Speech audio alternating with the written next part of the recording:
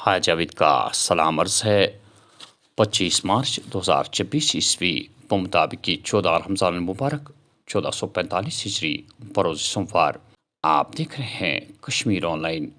تو ناظرین ڈالتے ہیں آج کے خبر نامے پہ ایک نظر۔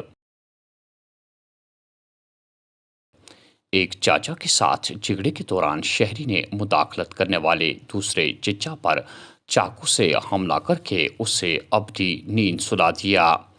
صفاقدل سنگر میں قیامت سگرا بپا، زخمی شخص کو فوری طور ہسپتال تو پہنچا دیا گیا لیکن ڈاکٹروں نے اسے مردہ قرار دیا۔ پولیس نے فوری طور ملزم کو سلاخوں کے پیچھے دھکیل دیا۔ تحقیقات بڑے پیمانے پر شروع۔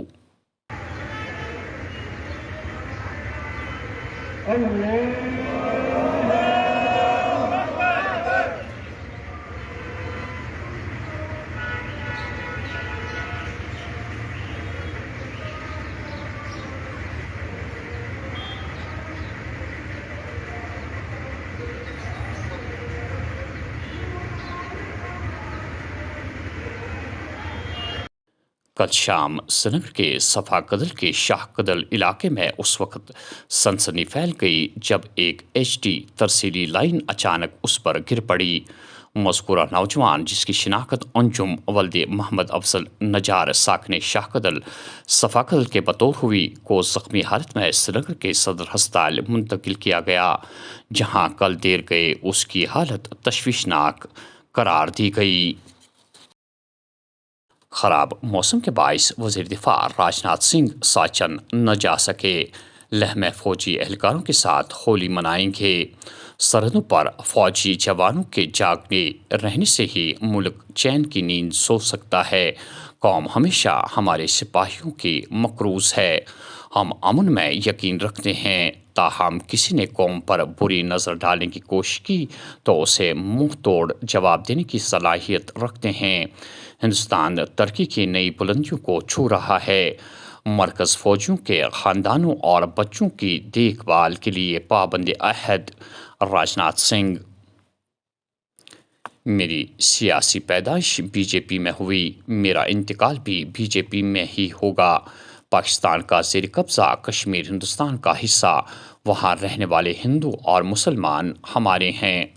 لوک سبھا انتخابات میں 400 پار ہمارا ہدف اور اس کو ہم حاصل کر کے ہی دم لیں گے: امت شاہ۔ راجناتھ سنگھ کے دورہ لداخ سے ایک روز قبل فوجی سربراہ ہنگامی دورے پر جموں پہنچ گئے۔ اخنور سیکٹر میں کنٹرول لائن کے ساتھ پاکستان کے ساتھ آگے کے علاقوں کا دورہ کر کے آپریشنل تیاریوں کا جائزہ لیا۔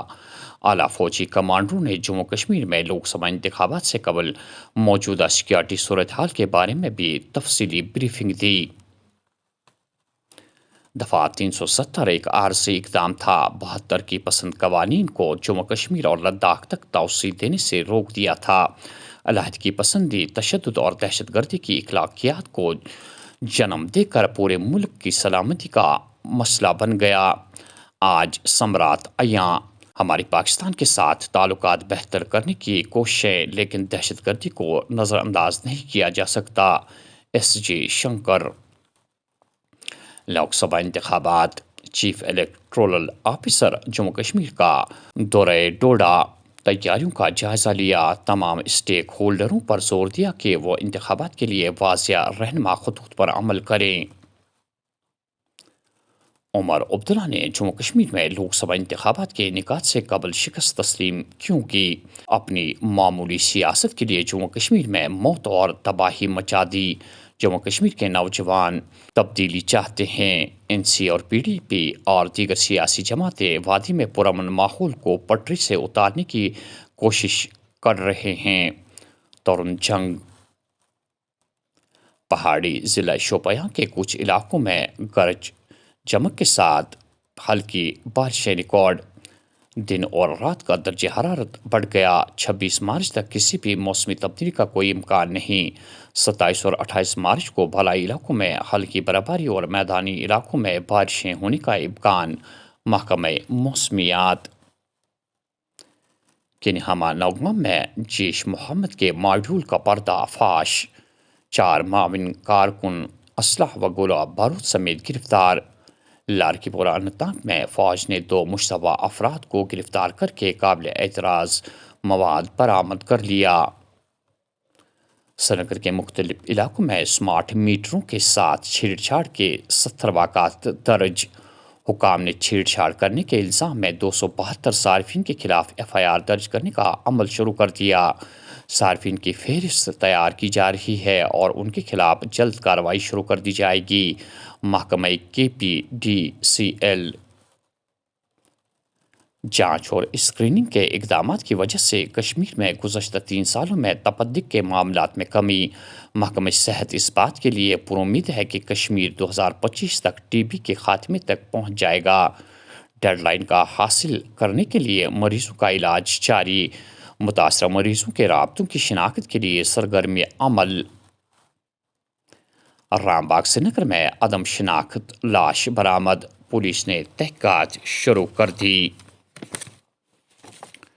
کشمیر آن لائن ڈیسک کو پاور امپلائیز کوآرڈینیشن کمیٹی کی ایک اطلاع موصول ہوئی ہے، جس میں کہا گیا ہے کہ کوآرڈینیشن کی کل ایک اہم میٹنگ طلب کی گئی، جس میں ملازمین کے ساتھ ساتھ پاور امپلائیز کوآرڈینیشن کے اعلیٰ عہدیداروں نے حال ہی میں محکمے سے وابستہ چند ملازمین کو سرکار کی جانب سے سسپینڈ کرنے پر سخت برہمی کا اظہار کیا گیا۔ آخر میں میٹنگ میں یہ فیصلہ کیا گیا کہ آج سے ملازمین اس کے خلاف اپنے اپنے سب ڈویژن میں پرامن سٹ احتجاج درج کریں گے۔ صاف پانی، صابن، بیت الخلا اور ویکسین کی کمی کے باعث لاکھوں افراد کو ہیضے کا خطرہ لاحق۔ موسمیاتی تبدیلیوں کو بھی عالمی سطح پر اور غربت اور ناپاکی جیسے عوامل ہیضے کے پھیلاؤ کے لیے ہمیشہ ذمہ دار۔ عالمی ادارہ صحت۔ اور آخر میں یہ خبر کہ ماہ مبارک کے مقدس ایام میں معمول کے مطابق لوگوں کو بجلی اور پانی کی عدم دستیابی کا سامنا۔ سحری اور افطاری کے اوقات اکثر بیشتر بجلی رہتی ہے غائب، صارفین نالاں و پریشان۔ ناظرین، یہ تھا آج کا خبرنامہ۔ دیجیے میزبان حیا جاوید کو اجازت۔ اللہ نگہبان۔